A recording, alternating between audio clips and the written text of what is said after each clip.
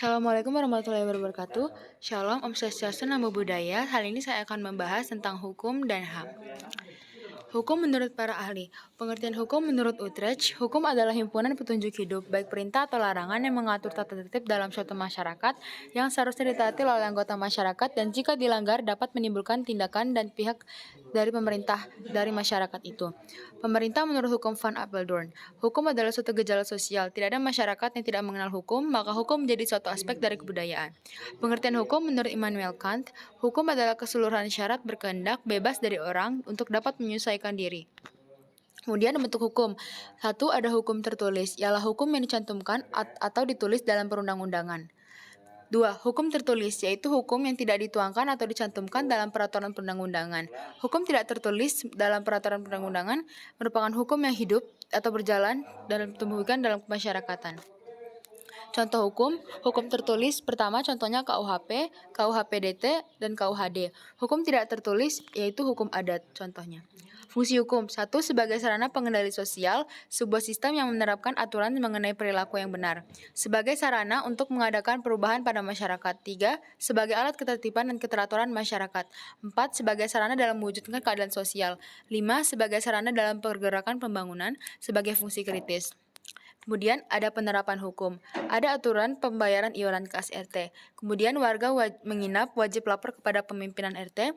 Kemudian semua warga masyarakat wajib menjaga keamanan lingkungan. Siswa dilarang melakukan kekerasan maupun membawa senjata tajam ke sekolah. Kemudian melatih berlalu lintas, tidak berbuat tindakan kriminal.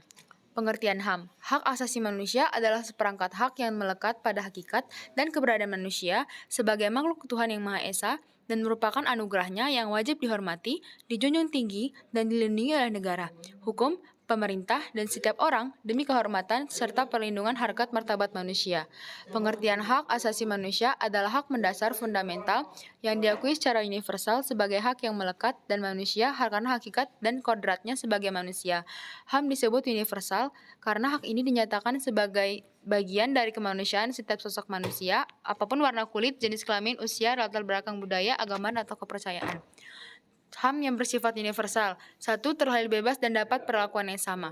2. Hak tanpa ada diskriminasi. 3. Hak untuk hidup. 4. Hak tanpa perbudakan. Kemudian pelanggaran-pelanggaran HAM. Di Indonesia ada 17 kasus peristiwa pelanggaran HAM yang berat yang terjadi. Pertama, peristiwa 1965 sampai 1966, penembakan misterius tahun 1982 sampai 1985, Talang Sari, Semanggi 1 dan 2, peristiwa kerusuhan Mei, penghilangan orang secara paksa, Wasior, Wamena, pembunuhan dukun santet, peristiwa Simpang KAA, Jambu Kepok, Rumah Gedong, Timang Gajah, dan kasus Paniai 2014. Seluruh peristiwa tersebut sudah diselidiki oleh Komnas HAM. Peran kita dalam penegakan HAM yaitu pertama, perlindungan dari penyalahgunaan kekuasaan, kemudian 2, mendukung keadilan dan kesetaraan. Upaya pencegahan pelanggaran HAM. Upaya pencegahan pelanggaran HAM meliputi pendidikan karakter, mempelajari UU HAM, dan metode penegakannya, bersikap baik kepada sesama, meningkatkan persatuan kesatuan, serta melakukan pengawasan terhadap upaya penegakan HAM. Sekian pembahasan hukum dan HAM dari saya. Wassalamualaikum warahmatullahi wabarakatuh. Terima kasih.